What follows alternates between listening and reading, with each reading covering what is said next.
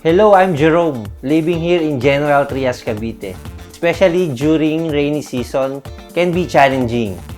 I bought this air condition about a year ago. Siguro mga 12 months na rin yung nakalilipas. And I can say na it has worked really well. Lalo na during rainy seasons, no?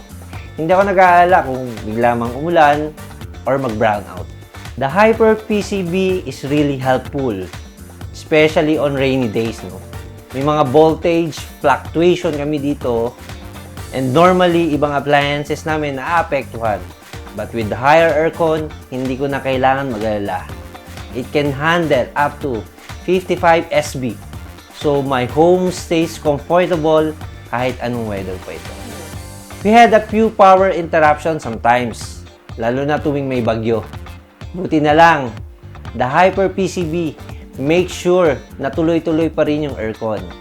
Consistent siya kahit may mga brownout or voltage drop.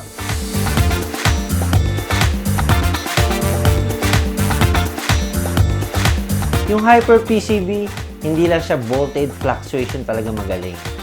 It also resistance to insects, moisture, and corrosions.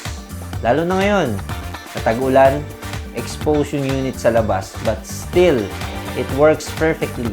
That gives me peace of mind, knowing na protected talaga yung aircon ko. After using it, parang bago pa rin talaga siya eh.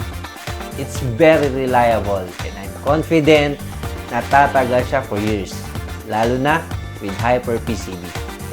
Sa mga naghahanap ng aircon na matibay at maaasahan, lalo na ngayong tag-ulan, higher air condition is the best choice. It's powerful, durable, and keeps my home comfortable no matter the weather. Super recommended ko siya.